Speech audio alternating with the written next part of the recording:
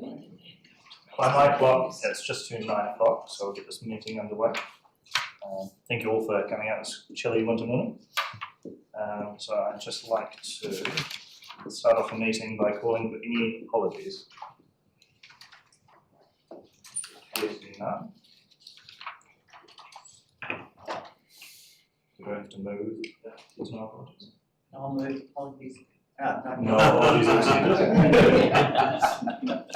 Calling for any conflicts of interest. There appear to be none. Going on to the confirmation of minutes. Trust everyone's had a chance to have a good read. Is anyone prepared to move? Moved Newell, seconded Paul. I'll put that. All those in favour say aye. Aye. Those against? Carried. And moving right along into the report, starting off with 5.1, we'll call Maria to present the report. Thank you. Matters arriving. Oh, my apologies. Matters arriving from the minutes. There appear to be none. Great, take it away. Thank you. This report is requesting rates remission on 3 properties that have been damaged by fire to the extent that they are uninhabitable and have been demolished. There's one at Ahoka Road in Kaiapoi and 2 in Logan. The council has previously granted rate remissions in similar circumstances under this policy. Remissions in each case are taken from the date of the fire to the 30th of June this year, and from the 1st of July the rating valuations have been updated to take the improvements off. Cool. Thank you very much. The only other thing I would comment on is that we did give some thought, because we have come here before seeking rates remissions on properties damaged by fire, that we could include this in the policy for rates remissions for natural disasters and make that a combined natural disasters and fire. And that would mean that staff could process the remissions at the time, rather than having to come to the meeting cycle and the committee needing to approve each one individually. We decided not to go ahead with that this year because we've consulted the policies in the long-term plan. It would mean a reasonable change to the natural disaster policy. So if you are interested in going down that track, we could bring it back at another date and then we'd be able to consult on it fully. Thank you. Thank you very much for that. Do we have any questions of the report? Thanks, Mr. Chair. Maria, would that mean that potentially, depending on the contents of your report back to council, that it would sort of go through a pro forma basis, you would give the rates remission unless there were exceptional circumstances that you had to bring to the board and risk committee? Is that how it works? Yes, so if the properties were totally damaged by fire and were uninhabitable, then we would apply the rates remission on this basis. Okay, so you wouldn't need to see us, so yeah. No. Thank you. Yeah, It's not that I don't like seeing it. No. It's just that, is it a good use of your time when, we do have precedent for it. anyone else with any questions? I'm going to move. I'll just quickly ask one question on that. Out of interest, do we know how our neighbours approached that policy? Would they have a similar standing one where the staff would process remissions and report back to audit and risk, or? I haven't checked what the neighbouring policies do. I think I raised it because we do have this pattern, and I'm perfectly happy to continue to bring them here. There would be advantages in processing them straight away, so that they can apply and get the remission and the rates are adjusted straight away. Okay, calling movers. Were you wanting to include anything from the just as it stands? Anyone to second? Joe? Would you like to speak to it? Thank you, Chair. I have sympathy with the fact that, excuse me, with bringing something to us for policy, but I think that's for a paper. I don't think that's for us to discuss here now. I think it should come to us in a paper, and we should go through that, whether we should or shouldn't. I actually, because of the nature that they're generally, apart from a large fire, if you like, you generally would only have ones, twos, if any, in some years. I mean, I haven't seen too many of them come across this table in my tenure around it, so I actually don't mind that they come across here and we do them individually. The only thing that I have the big sympathy with is the fact that it takes time to do that. So, I mean, if there was a paper to come back to us at some stage that we were to discuss that policy, I'd be in favour of that. These people that have got these the remissions coming right now, absolutely no problem at all. Luck for them has not been great. I think that we need to show that we do try to look after people where we can. I think that I hope that you support this. Could I just clarify, I wasn't asking the committee to make a policy decision now, but just if it was something that you're interested in, we would probably look at putting a paper before next year's annual plan and consulting in next year's annual plan. Yep. Councillor. Thank you, Marie. Yes, I'd be in favour of a paper coming to us. I think it would make great sense for somebody that's had their property totally destroyed, that we look after them promptly. So I will be supporting this recommendation or this request, and would also hope that we can have a paper brought to us to consider the annual plan. Thank you. Is there anyone else wanting to speak? Right, I'll put the motion. All those in favour? Aye. All those against? Carried. Thank you very much. Awesome. Right, 5.2, audit. This is a report by the Council's auditor on the audit of the consultation document, part of the long-term plan. The audit work is carried out in two parts, partly on the consultation document and then partly on the final document, which will be happening shortly.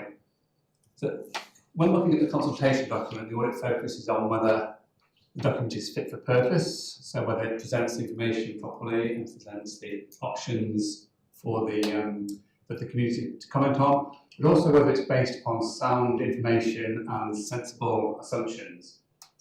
The auditor has issued an unmodified audit opinion, which essentially a clean audit opinion, which indicates that in the auditor's view, the document is based on sound assumptions and sound information, and that the document's well presented as a basis for consultation. The auditor did draw attention to one matter in her opinion, which is relating to funding from waimakariri in relation to roading projects. Because of the timing of waimakariri, NZTA's processes, we don't know the outcome to their assessment until later on this year. So we have to make assumptions, and that's what the auditors are drawing attention to. In terms of the rest of the document, a very positive report from the auditor in terms of the work carried out, which I think is a good compliment to staff, all the staff that worked on it. All happened before my time, so nothing to do with me, but definitely a good one for the council. There's only one recommendation in the report, and that relates to a technical accounting matter, accounting for our computer project, and we've accepted that recommendation. So all in all, a good tick of confidence for the council. Thank you. Any questions? Councillor Williams. Yes, I'm actually wondering how the council can sign this report off when Audit New Zealand have made this big financial glitch in this report with salaries of staff that's been brought to our attention from long-term plan process, how our staff have missed it, as well, particularly Audit New Zealand have missed that on such involves several $1 million. So how can we pass it? We pay Audit New Zealand a lot of money and they've missed it. So obviously they haven't audited this project properly? So that's the first question. And the second question on page 30, it states the council plans to go ahead with both projects even if land transport funding cannot be secured. Well, how can that be put into that situation when we haven't gone to the long-term plan project? This is about Skew Bridge and the Eastern Bypass. How can that be put into that scenario when we actually haven't passed whether we're going to do it or not? Is this preempting the long-term plan situation? That's all my questions. Questions? Yeah. Oh, thank you. I'll do my best to answer them. So first, in relation to the financial matter, I think you're referring to a disclosure error in the current year's annual plan. That disclosure error doesn't appear in this document. It's not there. It will appear in the final document, but only in terms of a comparative number for the annual plan. It doesn't relate or have an impact at all on the long-term plan document. And it was simply a disclosure error where two numbers were slightly out of kilter. It doesn't have an impact on the council's financials in any way.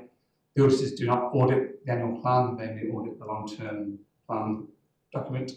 So I think that matter could probably be addressed by a disclosure underneath the document just to explain that, but it's of no import to my mind in terms of an impact on the council's finances. In relation to the other matter, yes, I think the auditors have made an incorrect interpretation in referring to council as if it's committed to projects. Actually, we're out consulting or about to deliberate on those matters. So the council has not made a decision yet, and the auditor probably made a slight misinterpretation there. I think it was just a mistake and not anything more than that. So, supplementary question to that. So on the long-term plan, the auditors actually only do that small bit. They don't go through the whole long-term plan addings and what have you on it, and the audit process for council. They don't go through financials. So it's a two-part process. So the first part is on this document, consultation document. As part of that, we do look at the financial modelling to make sure that it's sound. In terms of the full long-term plan document, the thicker document, they will issue an opinion on that document. As I say, they are looking at the long-term plan as opposed to the current year's annual plan.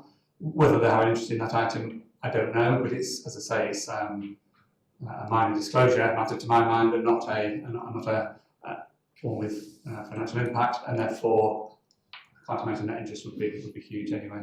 Because that disclosure follow on, is that not coming from the previous plan as well and the next plans as well? So it's a carry on that's been missed for quite a few years in council. I don't believe that's the case. I think it's just a one-off in the 23-4 annual plan. I can't really say I have not been back to check previous years, but I think it's just a one-off. So would it be prudent for council now to go back to Audit New Zealand and ask for an audit on that particular subject, because there's a lot of doubt, particularly in my mind, about the finances on that situation to get that checked properly, because I just believe it's inaccurate what they've done on this report, and this is an audit and risk committee, and I think there's a lot of risk involved in what's been stated wrong. Staff have admitted to error. Are we debating or are we? No, this is a question. This is a question. It's a serious I understand the question. I don't think council probably won't understand where he's going with it. The long-term plan will be audited, and when we put that correction in that plan, it will be audited at that stage, and it will come back as a management letter, item I suggest. So that'll be corrected. It's seen as a draft, and as Greg indicated, it's a disclosure error. It doesn't make any error to the actual accounts which the council went through in detail during the budgeting process. So, and it is one of those areas where it was calculated based on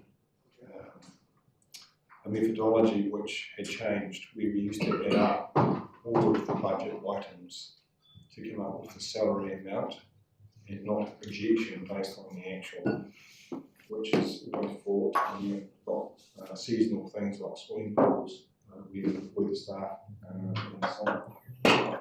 So I don't, in my opinion, you don't need to audit the whole of the annual plan and spend another $100,000 doing that. It's one number which will be corrected in the final long-term plan and will be explained in that document. Deputy Mayor. Just on the question raised by Councillor Williams on page 30, so if we were to pass this, then we're accepting that statement. So how do we send that back to the auditor, or how do we get that statement corrected, given that it is not factually correct? The auditor hasn't made an error. They've actually audited the consultation document which they're required to do under the Act, and so they haven't audited the full financials. I think that comes in the second part, Greg, when we do the long. So in different manner. It's a different matter. Yes, they haven't made an error, and they haven't had to comment on the 23-24 year. That annual plan year doesn't have to be audited. So only the LTP has to be audited. Just not sure we're talking about the same things here, Jeff. I just council plans to go ahead with both projects, even if NZTA funding cannot be secured. That's not what this council is saying, because it's our consultation. It's a different matter. So how do we, if we want to accept this document, how do we accept the document without that in there, or do we accept how would we correct that to go across the statement? There just needs to be an addition to the recommendation that staff will go back to Audit New Zealand and correct that statement. I think it doesn't change the view of the council or the consultation document, because our preferred choice from the council was to only proceed with that project if we obtained NZTA funding. So we can make it, if there's an amendment, that will clarify that in writing.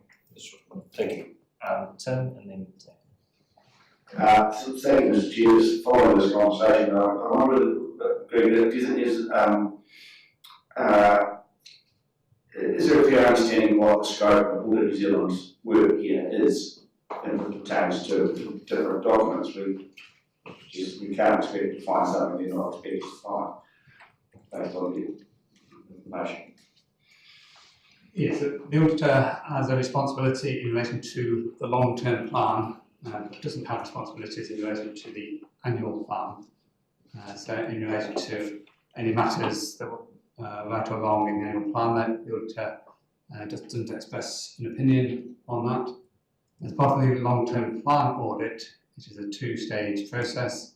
The first stage is to issue an opinion on the consultation document, whether that is fit for purpose.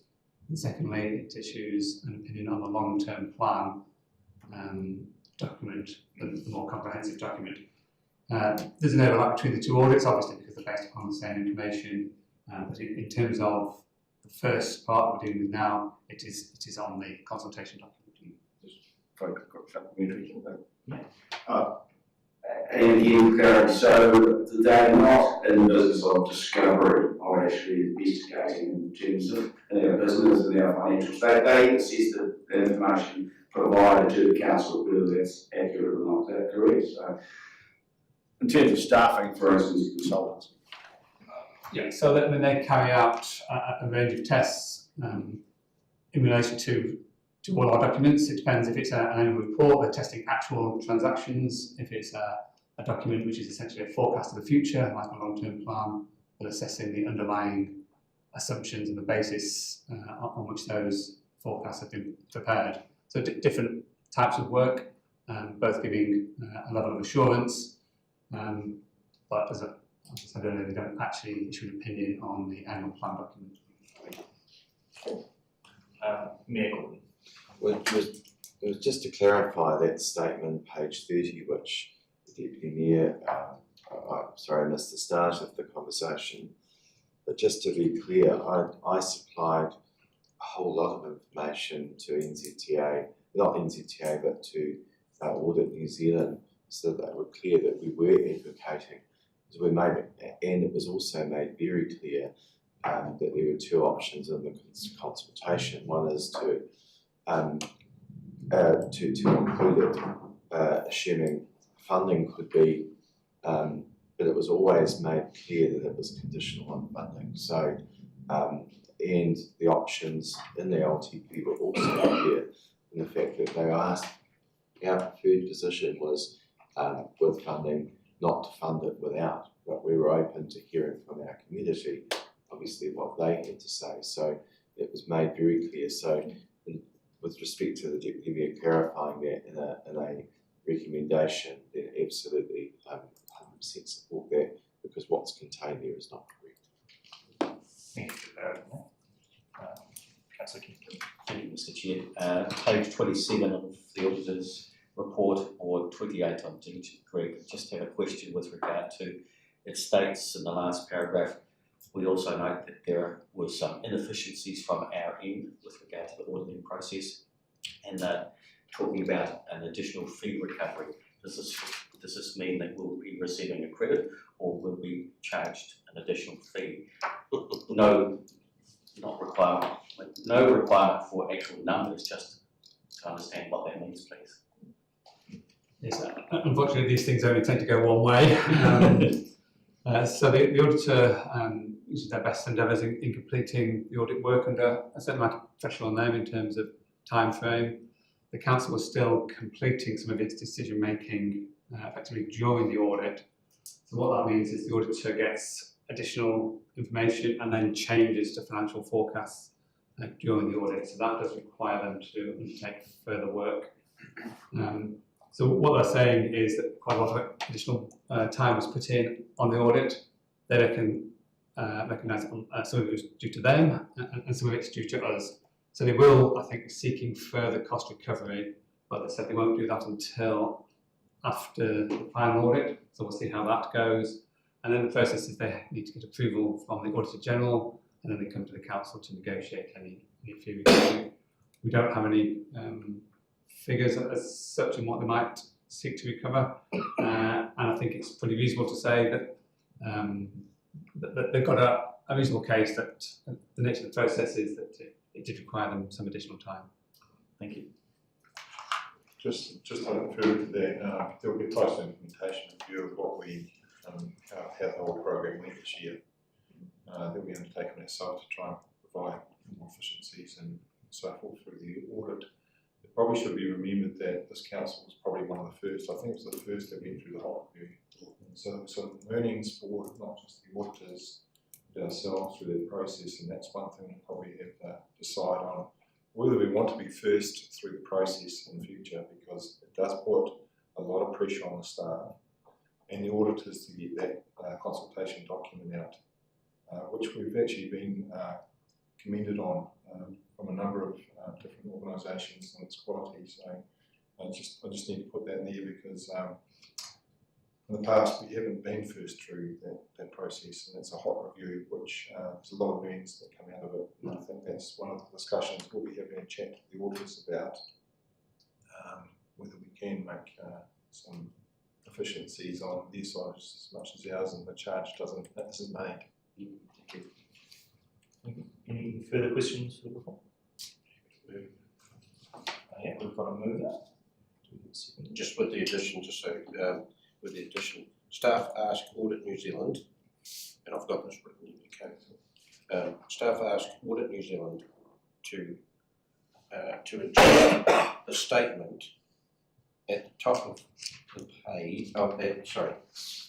There's a paragraph at the top of the page 30 of the report. So page 30 of the report. Oh, so it's 29 of the report. I beg your pardon. 29 of the report, it's our page 30. Are you happy? Sorry, Secretary, I just didn't quite hear that word. Staff asked them to do what? Sorry, To reduce. adjust. Adjust. Okay, all right. I'm happy to second it. I think Tim Oh, wanted to. Tim, go for it, yeah. Are you happy to? Oh no, no, I'm See happy if to you do can. that. No, be dead. Councillor Fulton. I wasn't totally clear. Yes, look, I think it is important to adjust that. The other matter I think has been dealt with. I think Greg's explained that, and Jeff pretty well, and that audit process that goes through, and that we will obviously debate that further later on, but in this process it is about the type of consultation document, and that's not a piece for this particular audit, if you like. But the adjustment does need to be made, it's a clear mistake. I would suggest, I'm pretty sure it's not intentional, I would be very surprised if it was. So the rest of the report is a very good report, and well done to our staff, and thanks for meeting all the criteria that we need in the report. Councillor Fulton. Oh, thank you. Well, I did have to assume that word adjustments, but I won't ask for an amendment or top of an amendment to start. I'm sure it's understood what we're going to do on page 30, so I hope it is. Good questions. I've got clarity on need to support this report. Yeah, thank you. Any speakers? Yeah. Councillor Williams. Yes, I can't support this because the report is actually wrong, and we're asking them possibly to adjust it, but there's no guarantee that they will adjust it. It's the report, so, and on that stance I just can't bear. And on the other thing about the wages, it's still up in arms at the moment whether there's a mismatch of numbers, because staff come back to parties there that ask the questions on it with different numbers each time, so it's not 100% clear on that situation, and so I just can't support a report that's factually wrong. Yeah. I'm going to support this, and I think the pertinent words for Councillor Williams is receives, and we're requesting an adjustment that's entirely within our bounds to request that.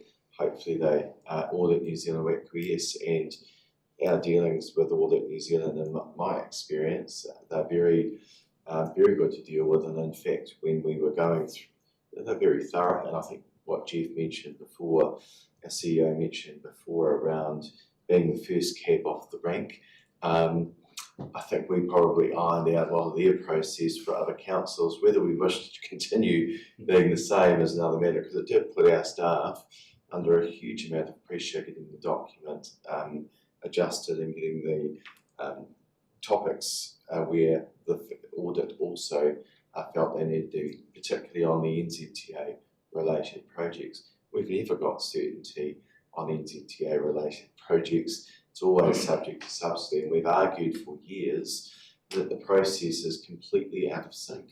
When you've got national regional land transport plan which feeds into a national land transport plan, and then out of the blue comes the RPS. It's just a model that's, and we're all creatures of statute. How we can't get that aligned, to me, is, well, if anything can happen in this Transport Minister's term to change that, that would be a big win for us all. So we have greater certainty. Anyone that goes to any of the forums or conferences that we're in knows that that's a regular issue that's been raised in those particular things. In fact, the Minister has said that he is open to a 10-year budget, and I think that's very good. That'll actually help assist that. In respect to the staff numbers that Councillor Williams also refers to, that's been clarified. It's acknowledged as being an error. It's been picked up, but it didn't actually have any consequence to the numbers there. It was just a table. It's incorrect, as I understand, and that has been resolved. So I'm happy to support this. It's an important part of our process. We have a good relationship with Audit, and I hope that they'll take on board that feedback and make those changes as requested. Councillor Reid. Thank you, Mr. Chair. I've been sitting over here and I think they were good questions which have been raised by members, and Councillor Williams is entitled to raise those concerns. I was also very pleased with the responses, so thank you Greg and Jeff for responding to those concerns, and it seems to me that this is the role of this committee, to question, interrogate and get answers, and I feel from watching here that the committee is working in that sense. I'm satisfied with the process and the responses, and if I had a vote, and I'm not sure you may give me a vote, I would support the motion, Mr. Chair. Sadly, I think I'm a little limited. Any other speakers? I'll just briefly add my support of the recommendation, particularly with the noting of the seeking to adjust a statement which is factually incorrect at this stage. Having been through food safety audit, slightly a little bit different, I commend the staff on the fact that we only had one recommendation out of this. That's actually quite an effort, because auditors are designed to find things that are wrong. And to have our staff put forward a document that only had one recommendation came back to us should be commended, and particularly when it's hot off the press, the first one in line. Acknowledging also that this is part one of a two-part stage. We'll be reviewing another auditor's, hopefully not too many recommendations, for the long-term plan. So I'll put that. All those in favour? Right. Oh, right. I just wanted to clarify the word adjust, really, if I wanted to do, and the reason that that word is in there, and it is there for good reason, and that is that it's not my job to put words in Audit New Zealand's mouth, it is for them to adjust at their disposal. However, I would add, hopefully there will be a memo circulated if they do adjust that everybody will get that memo of what their new wording will be. And I've taken that as, put it in the recommendation because I'm assured that that would happen. With that clarity, I'll put the motion. All those in favour say aye. Aye. Those against? No. 2 vote no recorded.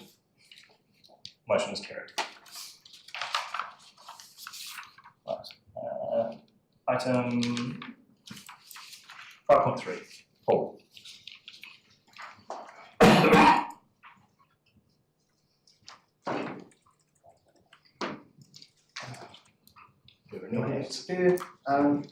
This report is to present the financial report for the period ending 31st March 2024. Really made points. The surplus for the period was 13.3 million. That's against the budget of 16 million, which is 2.7 million less, or 17% less. The reasons for that are in the report. At March, we had $180 million of external debt.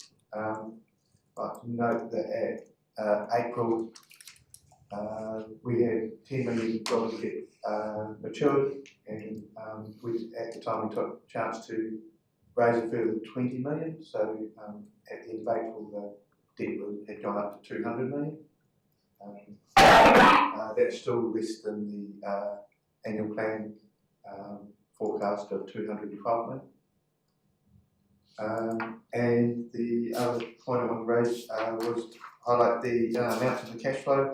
So cash from operating was 27 million, and cash flows from investing, which is mostly cash spent on capital projects, was 33 million, which is why you've got more spent on capital expenditure than we had from cash from operating, which is one of the reasons why we had to raise debt. Are there any questions on this? Thank you. Any questions? We'll start with Deputy Mayor Atkinson and then Councillor Williams. Thank you, Chair. Paul, just on page 2 probably, really under diligence, 4.2, just revenue received period ending, and then it's 1.22.8 million compared with the budget, which is the same. I'm assuming that's a rounding issue, is it? Is that what that is?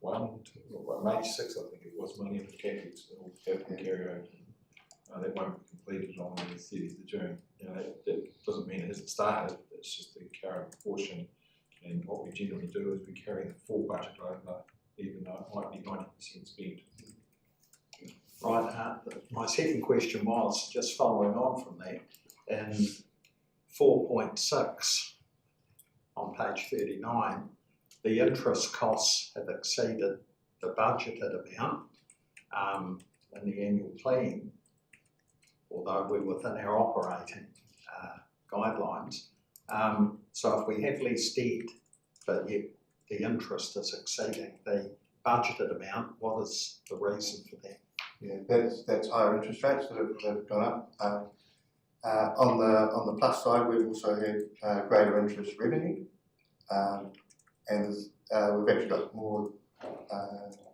The net of the two is actually favourable to us. So yeah, while the interest rates have been bad for our interest expense, they've also been favourable for our interest revenue. So the net result is that we're actually better off. Thank you. Councillor Ward. Thank you for your report and all your good work. On 6.3 risk management, I see here that the current inflationary pressure resources for a number of capital works is likely to be have knock-on effects for forecast works and costs being signalled in the long-term plan. I've been one of 3 councillors who have been opening the tender documents this year, and I've noticed that with the slowdown in the economy, I have found, in my opinion, the tender quotes have been much less sometimes than the engineers' recommendations. Is this helpful to us that, you know, we are getting contracts at a good rate? Yes, it is. I think while they're less than the engineers' estimates, I think it might be that if you also compare them with a year or two earlier, they might have also gone up because the engineers' estimates also went up. Based on the engineers' estimates would be based on indexed costs, and those indexed costs would have allowed for the inflation that's happened. It's good that we're getting tenders less than they estimated, but it's those estimates they had are still probably bigger than they would have had a year or two earlier because of and they were built into inflation in their estimate. I think just to add, motivation is correct. With the engineer's estimate, generally the estimate tends to be what the middle market would be, and you'll get some that will go favourable and some unfavourable. So it's that mid market that the engineer's system is done on. Councillor Ford. Thank you, Mr. Chair. Just sort of reverting momentarily back to page 38, 4.2, that interest with higher interest rates. We've had several presentations for I think about hedges and swaps and other instruments, and then we need to sort of try and offset as much as we can the increasing interest rates. Does that mean that we didn't quite land where we wanted to with our instruments, our coverage? You know, it's moved faster than we thought. Is that what you're That increased interest revenue is interest rate, sorry. I mean, but as I said, the interest revenue is also just as high, and what's in the interest revenue is actually our hedges and our what they say in the money. We actually because the interest rates on our hedges are lower than the current rate, we actually receive interest revenue now on our hedges. So that's why the interest revenue is higher than budget as well, because instead of being the interest hedges are now at the point where the hedge rate is lower than the current rate, so the bank pays us money. So we've got basically we've got it on right. Yeah, it's gone pretty close to, well, just slightly favourable. If you look at the revenue and expense net. Both are right. What you're seeing there is the additional interest on budget is that it generally relates to the portion that's floating, that's not fixed and not covered by hedging. So under our policy, you have a percentage which is fixed, which we can pretty well get 100% right. The floating was subject to the high interest rates and they moved over the year. And you'll see that in the current LTP, we've moved that number up from 3.75 to 4.3. Yeah. Higher. And so that's to take into effect that floating portion that we can't control. But under our policy, we do hedge in as much as we can under this type of environment to give us certainty of how much we're paying on interest. Supplementary there. Back and forth. So on that basis, I'd like to say, my side, could we have taken out proportionally less floating? Could we have taken any more hedge on that? So we basically couldn't have covered ourselves with it. Yeah, hindsight's a great thing. Potentially we could have locked in some more hedging or more fixed when everything was really low. One thing I know, we have got some forward hedges. Maybe explain that. You can take out a hedge that's going to start sometime in the future. And we actually have 3 hedges that are due to start in 2025. The rates of 2 and 3%. So yeah, we've got some hooked in for the future. That's Greg and Jeff. Just to add to a comment to that, hedging is about risk management, so to try and keep us on a reasonably even keel so things don't swing too much as the market moves. We're not really in the game of trying to predict the market and chase the market, because that's really a trader's occupation, and that's a risky thing to do and not for councils to do. But by fixing a certain proportion of our interest, it keeps us in a margin of risk as opposed to chasing necessarily the best, because you might go wrong that way.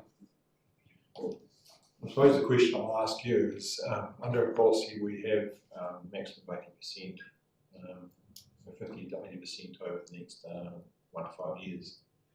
If you were to lock in all of the hedging at the moment at say 4.5%, would you do it? Or would you leave some of that hedging in floating, knowing that interest rates are going to go down, as the economists say to us in the next 6 to 12 months?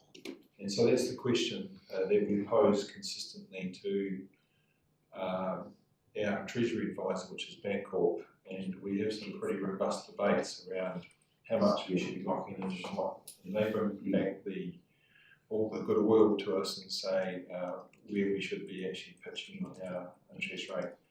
I suppose the thing that gives us comfort is that we've been using Bancorp for some years now, and that they've been really in the money each time and giving us good advice. We have one of the lowest interest rates of councils in the country, so we're in a good position as far as that is concerned. But the question that you're asking, Councillor Fulton, is one that's debated pretty hard.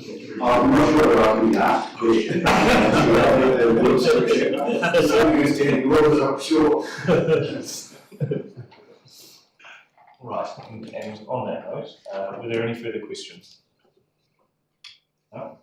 There's a motion on the table. Do I have a mover? Councillor Ward, seconder. Tim Fulton. Councillor Ward. Thank you, Paul and your team, and Jeff. Difficult times with inflation and everything happening in the world around us, and to keep us on track and keep us having actually borrowed 10 million less than we had budgeted for this year, I think is pretty remarkable, and I think you do a great job, and I want you and your team to know that we appreciate what you do, Thank you. keeping us safe. Councillor Fulton. Thank you, Mr. Chair. Indeed, there's some very good questions in there. I really, I sort of do take comfort from the work that goes into minimising our exposure to debt and rising interest rates. It's been a very difficult market from what I can see, not just in council but everywhere. So it's a very tough position to land on without incurring some extra cost in this interest rate environment. I can see there's a lot of thought and process going into try and get it right as best we can. So we just sort of report to accept this report. Yeah. I fully support the report and just want to acknowledge, as Councillor Ward has, the exceptional effort that our team put in right across their organisation. It's not easy when you're having to come up with modelling and information at short notice, as we do often when we're going through following reports that come to council and then managing all that and through the LTP process, which put an enormous pressure on our team. I don't think our staff get enough praise for the efforts that they do. One of the first, as mentioned earlier, one of the first in the country to get an audit. We are held up there as the benchmark of councils by Audit New Zealand for the work we do, the way we manage our finance policy. It has been for years.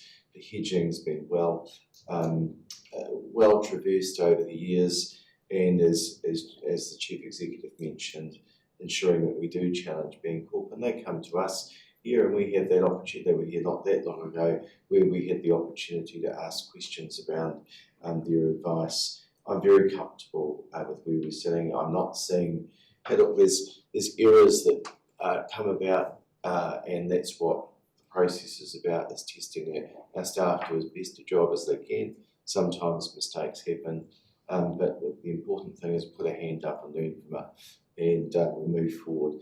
I'm not saying that there's any reason why I don't have a concern here, in the sense that this is the process we go through to question and to be assured that the information that we have is correct. So I just really want to pass on, Mr. Millwood, if you could pass on to our finance team and our staff that do this work our thanks, because they're under a lot of pressure, and we do appreciate it.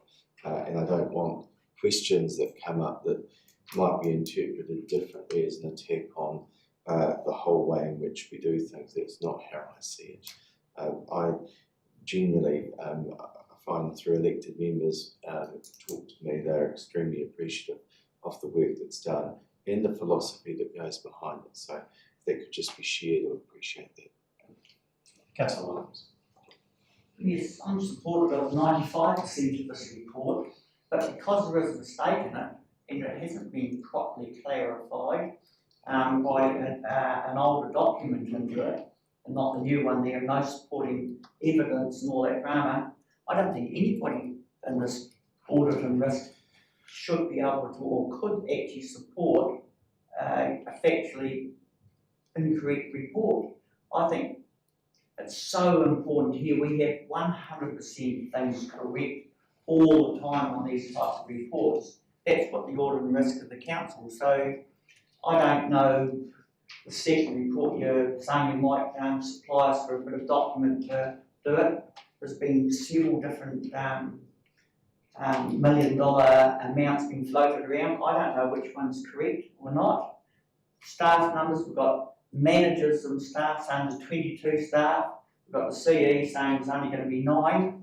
Why have the other managers got 22 or 23 emails and all that drama? So there's a lot of conflict in things here.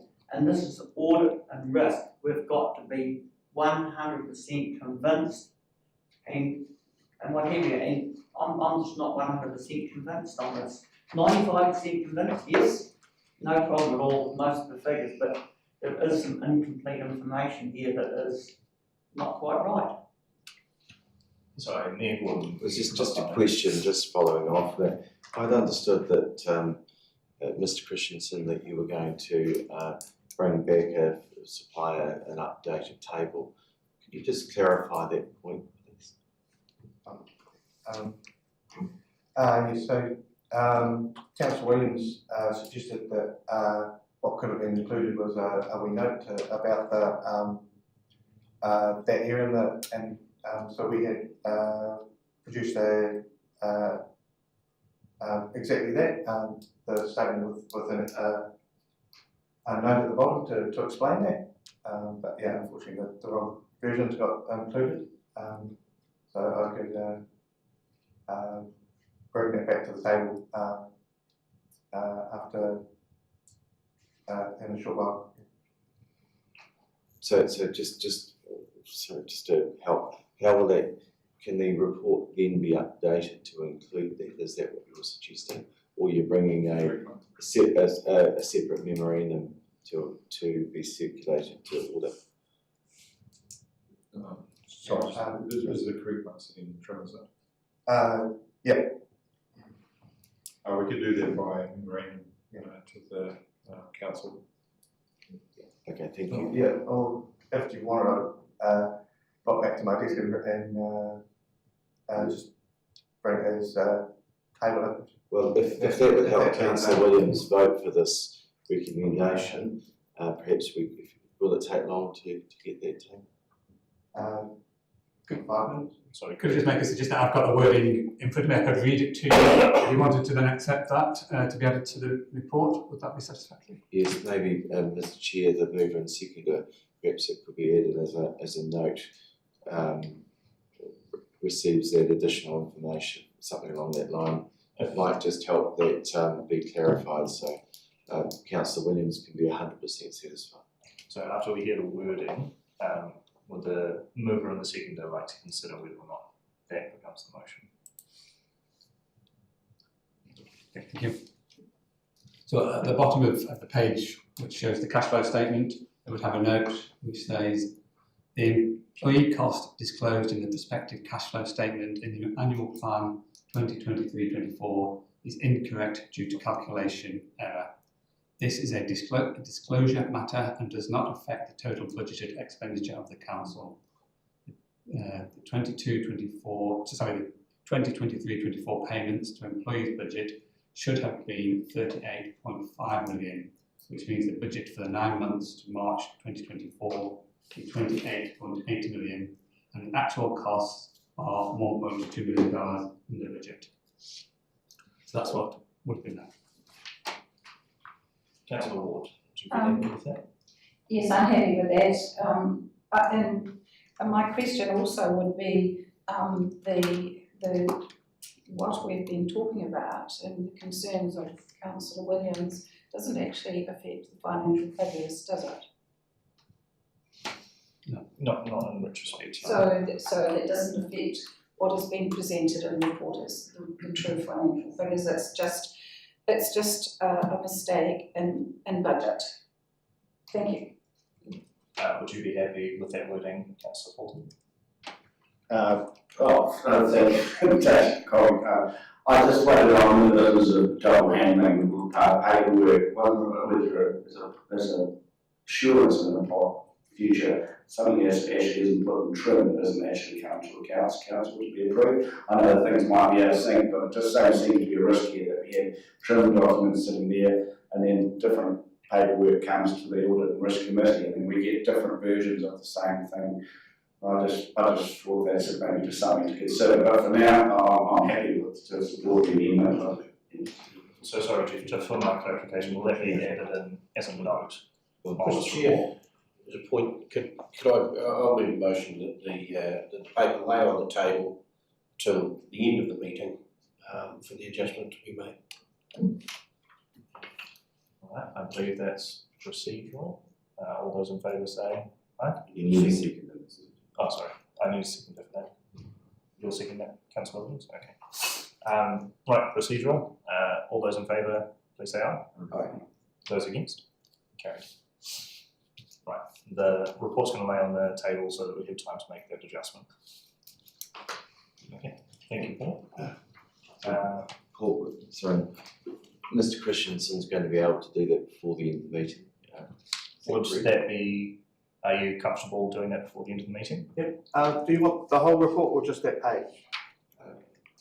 Just the page. Thank you very much. Right, moving on. Item 5.4. Elaine.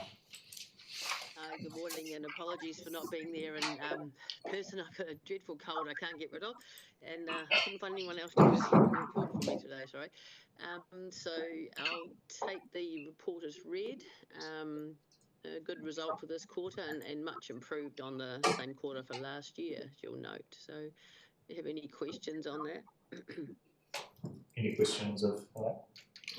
Mr. Chair, I suppose it's around the hui and also the mahitaki, which are performance measures that are in here, and those can't be met.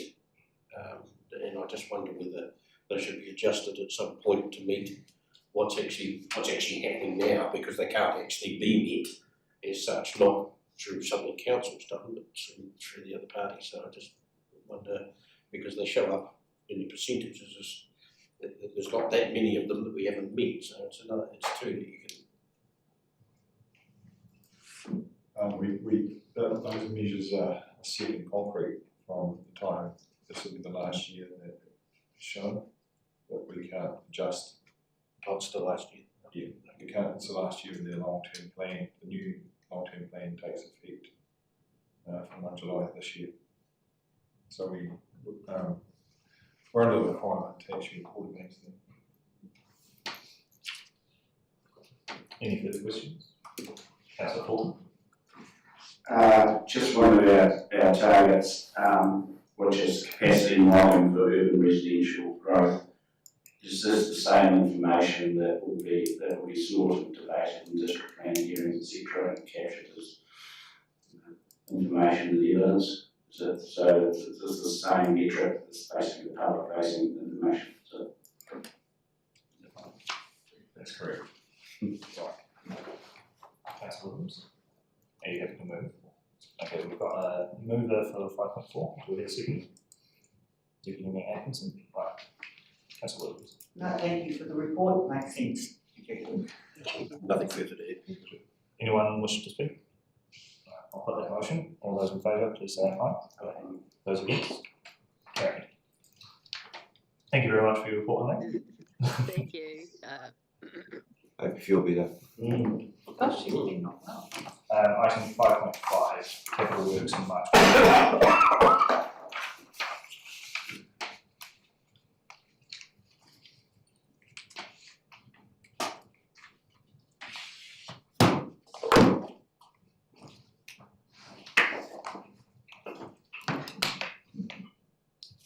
Thank you. Apologies from Don Young, one of the co-authors of this paper. He's at a controller training for civil defence today, so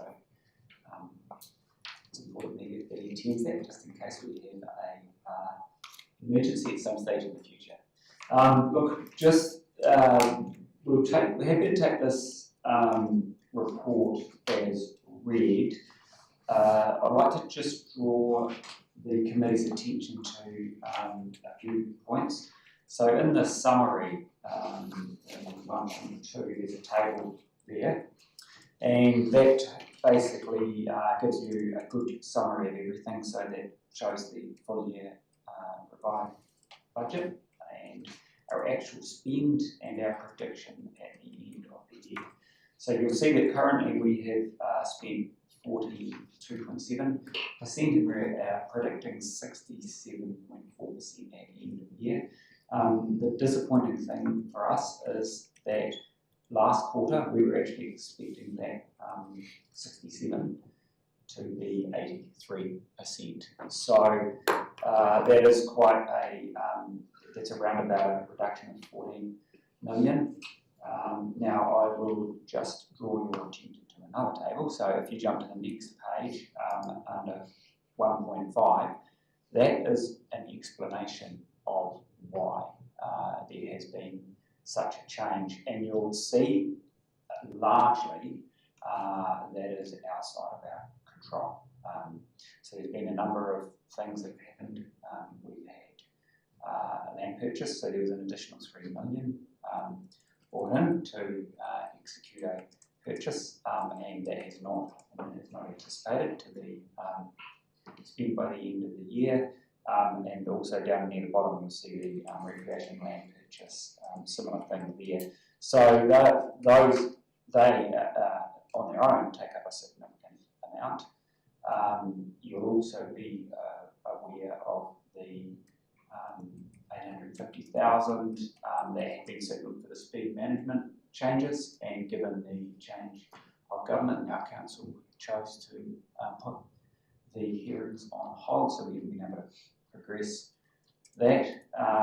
So there's a number of things, and you'll also will be aware of the other the transport choices funding that was changed, that has impacted on our overall performance. Probably the one more point I would like to make before handing over the mic to Chris, if he's got anything to add, is you will no doubt have the question, because we're now ending up with such a high carryover, have we taken that into consideration in putting together our capital program for the long-term plan? And that is something we are working on right now as we prepare the reports that will be coming to you for your consideration next week for the long-term plan. So we're considering that largely. A lot of this doesn't actually require a lot of staff time and resource. If it's property purchase, those sorts of things, just because it's quite a lot of money doesn't mean it necessarily needs a lot of staff resource. But it is. But we are reflecting on the program, and we'll present that to you at the time of your consideration of the LTP and give an overview of our capacity to deliver it. So I just wanted to signal that because I would anticipate that is a question from you. So, Chris, do you have anything there? Well, it's a really good summary. The only three which are there at the bottom, Jared's already mentioned the recreation land purchase, community buildings. That includes the Pegasus Community Centre land purchase and development of that community centre, as well as North Woodian land purchase. You'll be aware through previous reports exactly where all of those projects are at the moment and what the delays have been to those projects, but they are progressing quite well at the moment. The aquatics renewals, we were meant to do a shutdown this year. We've got high demand for Learn to Swim at the moment, and we're still recruiting quite rapidly to meet that demand. So we didn't want to get to a point where we had all those people coming in and then tell them we were going to shut the building for a week or two to be able to do all of those work. So those have been carried through, and we're likely to do those over the Christmas period, probably in January, February next year. So that planning is underway at the moment. And we'll be coming back through a CNR report just to let people know exactly where the shutdown will be and what the works are that are going to be done. The toilet renewals, that's predominantly the Wood End School Road toilet, which we got part funding. So the fact that we've got part funding and focused our efforts means that we're not going to be spending the budget because we had other budget. So that pushes the program out and means that we'll start focusing on the next one in the list, but that won't be done in this financial year as we anticipated because of that external funding. So it's actually a good story that we got external funding and then couldn't spend our own, and we'll spend that later, but it doesn't make it look good in here. Thank you for that. Any questions of the report? Councillor Williams. Yeah, with such a large carryover, we've got staff capacity hopefully to do that. But what about our contractors? Have we got enough contractors to do it? And if we're going to load the contractors up busier, is that going to affect them tendering on the next lot of projects? The busier the contractors are, the dearer they start charging. So, do you sort of get what I'm trying to get at? Does it actually load the contractors and make the contractors tender for a greater amount because they're busy? So yeah, look, certainly the point Chris was going to make is the land for the land purchase. No, not at all. Remembering that that's a significant portion of it. But it is a good question on our overall the capital projects where we're delivering work, and we're quite fortunate to be positioned where we are as a council. So we're on the doorstep of Christchurch, and we have the ability to tap into the contracting resource that's based out of Christchurch. But we're also very fortunate to have quite a number of medium to small size contractors who are actually based and operate in our district, and have traditionally served us very well as a council. They have lower operating overheads, and are able, often, you'll see through the tenders, they often are won by local contractors. As Councillor Ward pointed out in one of the previous questions during the meeting today, we are still we're getting active tenders coming in, generally quite a good number. So there's quite a competitive market. Because part of our program has been developed, because we operate in a bigger market, we're not really the main determining factor on whether the contracting resource is going to have capacity as well.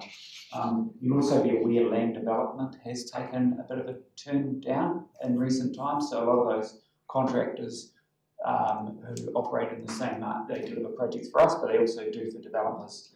So I don't anticipate that we'll have any issue in terms of contractor resource being a constraint in the delivery of our capital program next year. Councillor Fulton. No, I will withdraw that. My question relates to a previous paper, so I won't distract you. Thank you. Councillor.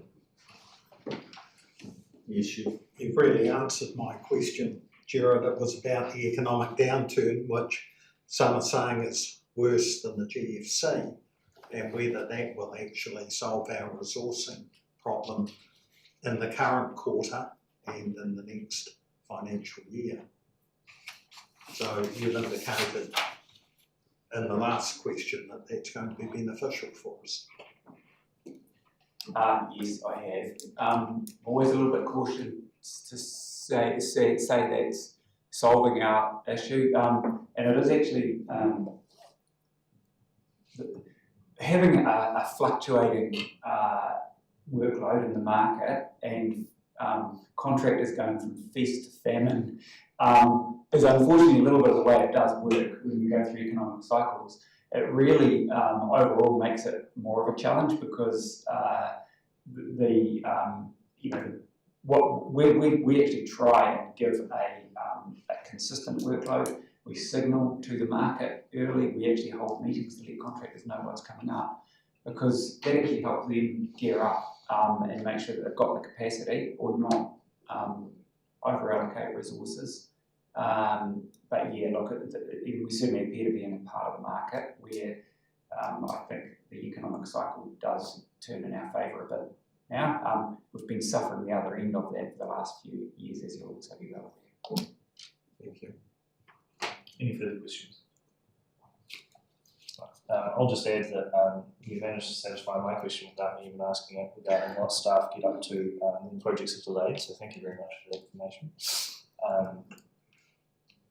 Other than that, we've got a motion on the table. Do we have any go? Councillor Ward, seconder. Councillor Ward. Thank you, Jared. Welcome back. I think, it's really important that we, in this downturn, that we take advantage of getting things done and moving on. We've got the team in-house to plan, and it's really important that we get going well, that the market detects that we have got a lot of local people who need work, and that's really important as well, that we provide projects that can keep people in the district employed in a downturn in the economy. So keep up the great work. Nicole. I just agree with the comments Councillor Ward has made. Thanks, Stuart, for the clarification. It's one of the most, I think, important pieces we receive, and I like the work that Don and the team have done to refine that report over time, just to show where our expenditures at. We often have, as we know, an incredibly ambitious agenda that we try to get complete, but we don't always get there. So being realistic in the level of work that we're doing, I know we've gone through that as we're doing the LTP this year. So this work here, just on that reporting, just assists us to see where it's at, and I think that that's in a space where it's probably, I think, some of the best, where it's been in the best it's been in a long time. So just to acknowledge you and the team, and Chris's team, because it's a lot of work that goes into putting this together to ensure we've got this a snapshot so we can measure quantitatively where things are at. So support the report and the notes there, but just to acknowledge all the effort that goes into making this happen. Any further speakers? Councillor Fulton. Just add, I think it's excellent to hear there's some consideration of trying to maintain sort of a stable workforce out there. I think my perspective is I can see that a lot of contractors and construction people, for instance, it's a highly fluid sort of workspace. People are very sensitive to sort of mortgage stress and all those other factors. They're likely to leave the district, take other jobs, follow money, and that's a real consideration. So we're just got to be mindful of that. It sounds like you are. But, so that's great, and I can also see that you're considering tenders and contracts on your merit. So well done, and good to support. Thank you. Councillor Lewis. Yeah, I was supporting that. It's a wee bit disappointing, some of the negotiations take a long time, so maybe we should look into negotiating with developers, etc., a wee bit harder and getting a better timeline on some of those situations as well, because, you know, it does affect the bottom line, doesn't look wonderful, so I think we need to take that into consideration, working with our contractors and making sure they can do things on time, and particularly when we're negotiating with some of our developers and everything at the same time to get a better time frame from their side of things as well. Any further speakers? No, I'll put that in motion. All those in favour, please say aye. Aye. Those against? Motion's carried. Thank you very much for that. Right, before we move on to portfolio updates, we'll just double back to Mr. Christensen to finalise 5.4. Okay, should I just pass it through?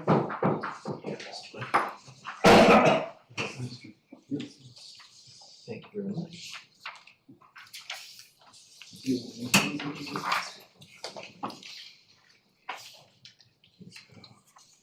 Hands on.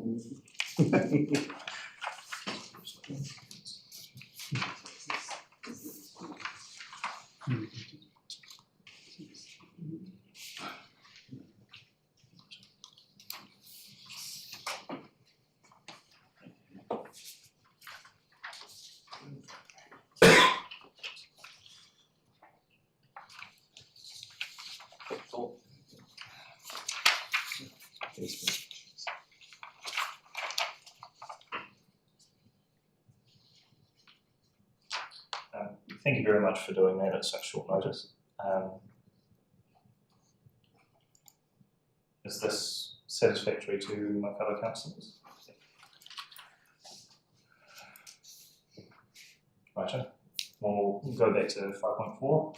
There's a motion on the table. Do I have a mover? Councillor Audit, seconder.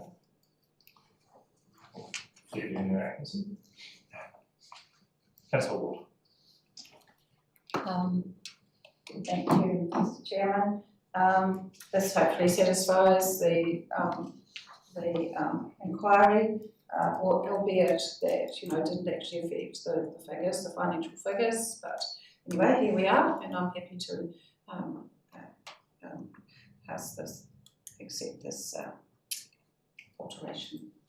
Thank you. Thank you. Any further speakers? Councillor Williams. It's the same figures as in the report. It's the note at the bottom of the table. So just to clarify, that it's the disclosure of the variance at the bottom, says variance to budget, and at the bottom. The budget 30 June 24 is the annual plan budget. That's the published document. That's what we always use as the base and what we report against in the annual report. So we're explaining variances to budget as opposed to changing the budget. The figures of that, payments to suppliers, payments to employees are the ones that are in question. And this year it's exactly the same as what it is here. Well, would it be fair to say, Jeff, that we're not actually able to change published budget figures? We can't change the actual amounts, because that's the actual amounts. But the budget, we have to actually maintain that same budget. And as Greg said, that we can only put an explanatory note, and the same will occur when the annual report is done, audited. We will need to explain the reason for the variance in the annual report, which will be fully audited. Thank you. I see where you're coming from in that bottom thing there, but the other one, the 58,000, I thought was out at the same time, but you know, it's a wee bit more expensive. Clever, thank you. Any further speakers? Right, I'll put the motion. All those in favour, please say aye. Aye. Those against? Carried. We're moving on to portfolio updates. Item number 6, Councillor Jungle. Thank you. Customer service report, which I received today from Marie, saying that it's been another busy month. They completed recruitment of 3 casual staff and now working through our training program with them. The 4th final rates instalment for this year is due next week. Staff have been working with the environmental services team to prepare for the new dog registration notices to be sent out. This is the first year following the issue of multi-year tags, so administration time should be reduced. The team have been busy towards implementing the Datacom service request module from the 1st of July 2024. The configuration is nearing completion and staff training on service request is expected to start around the 22nd of May. I also would note that these 12 extra staff that have been employed to help implement this new Datacom system is really helping to get this up and running, and that's really, really important. LIM application numbers continue to be strong, with April application numbers the highest since 2018. So that is the report for customer services. Now the financial report here. Any questions on the customer service report, I should say? No questions? Maybe not. So the financial report is the LTP. We're at the business end of the LTP with deliberations and final decisions to be made soon. The finance team will be working to update the financial model and rate calculations to reflect the financial impact of decisions. This will then be subject to final audit by Audit New Zealand in early June. This will be a busy time for the team, working with communications and the admin creative team to finalise the document for adoption. The Audit New Zealand team were on site the week commencing the 6th of May to complete their interim audit. This focuses on the Council's systems and policies and includes tests to ensure that controls are operating as intended. One of the challenges this year is the need to bring forward the revaluation of 3 waters infrastructure assets because of the current high rate of price increases. The Audit Director, Yvonne Yang, will attend the June audit and risk to present the audit plan for the 23-24 year. Treasury Management, we borrowed 30 million in April from LGFA and paid 10 million, a net 20 million increase in debt to 200 million. The new borrowing matures in 2026 and 2028, and the interest rates were BKBM plus 45 basis points and for 2026 and 65 basis points for 2028. These are good interest rate margins, and what I should clarify there is that the lender's margin is the risk premium that they add to the underlying market rate. This is the BKBM. The plus 45 basis points is the lender's margin for our borrowing on top of the BKBM. 45 or 65 basis points is 0.45% or 0.65% and is a very low margin. Margins can typically be 1% to 3% or higher for riskier borrowing, so we do very well through the LGFA. So any questions there? Any questions in the report? There appears to be none. Thank you very much. And then I just go on to the communications report. It's quite a lengthy report, so I've sent most of it on to Kay, who will forward all the, it's a huge report and a well-written report by Alistair. But I think what I can say is that they've welcomed Maria Cullen to the team, who is Comms and Engagement Advisor. Maria has a wealth of experience in comms after working at Environment Canterbury and Career Force. Maria's portfolios are libraries, internal comms, solid waste, civil defence, community team and ESU. She's been with us for about 6 weeks and now has hit the ground running. And I just would like to further comment that the long-term plan, draft long-term plan opened for engagement on March the 15th. We all know about that. Over 3,000 residents visited the engagement page, 713 spent minutes exploring topics, and we received 336 submissions, making 1,670 submission points. Generally speaking, the LTP has been really well received, and the low submission numbers can be attributed to our low proposed rates increase and high satisfaction with the council from residents. Other engagements, Community Development Survey closed the 22nd of March. Currently 409 aware, 160 informed and 69 engaged visitors. Engaged visitors are those who have made a submission. Beach volleyball, this is at Waikuku Beach, opened on May the 3rd. And Pegasus Youth Space, this opened on the 5th of April. So lots of visitors and aware visitors and submissions on those engagements. There's been changes to the monthly e-news, which is detailed in there, and I won't go through. There is sent through to you. There will be by email as the quarterly communications engagement report.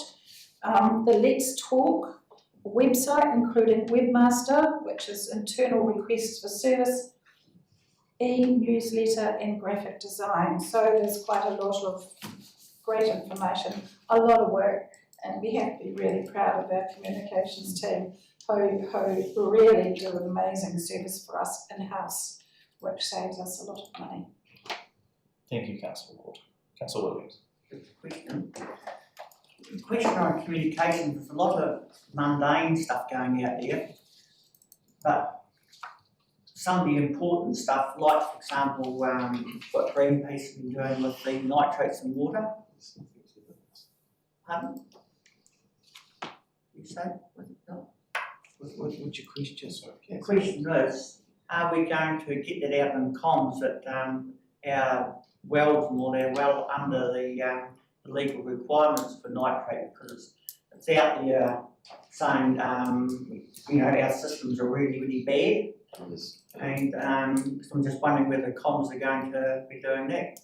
Initial response would be that might not be our field, but I can advise that matter. There has been active work going on in answering queries. There was a story on the front page on Saturday, and the said individual had actually contacted myself last week. I've posed that exact question today around what additional comms we need to consider from what I think is scaremongering in a lot of ways out there of our residents. So that is being actively looked at by our comms team now, Councillor Williams. Just following up with Joe. Did you want to add anything there, Chief? No, I was just interested. We might actually also contact the paper that put that article in there to remind them that they should check the facts and the standards before they actually report on it. Because the standard, the report on waimakariri was that it was over 5, well, the actual standard's 11.3, so it's less than half. My main point was we're so slow to react on that type of thing. Well, no, that's not correct, because the staff had and exactly that point has been in discussion this morning around the getting back to them around the breast about the information in which the paper is relying on it. The staff had been slow at all. Councillor Keane. Thank you, Mr. Chair, and compliments to the comms team, Joan, in regards to the recent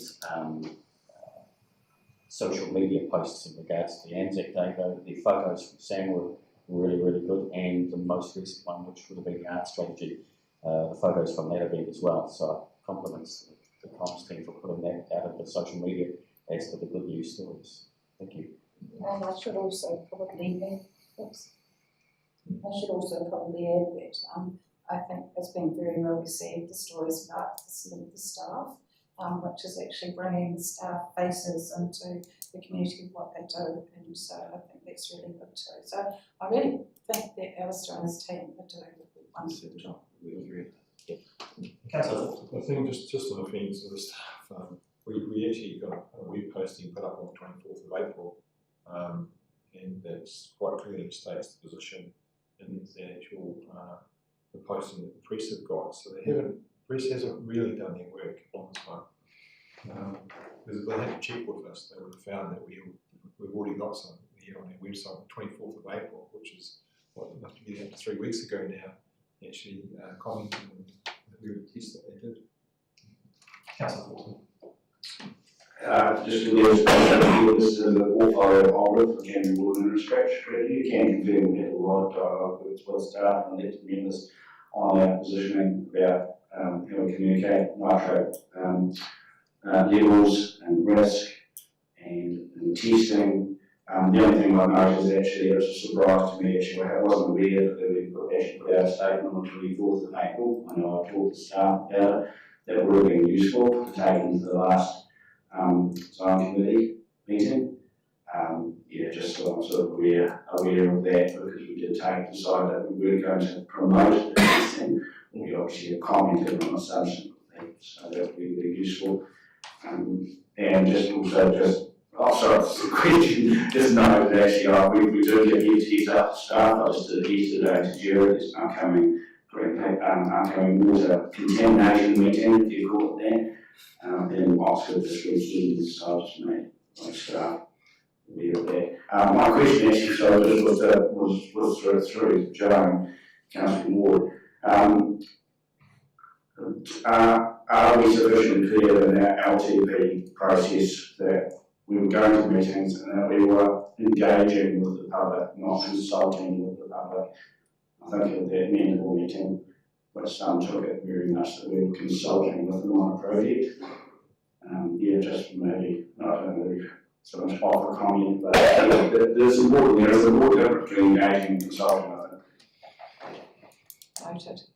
Thank you very much for your reports, Councillor Ward. Right, we're moving on to questions under standing orders. No questions. None. Any urgent general business? Yes, we know. Right, we're moving into matters to be considered with public excluded.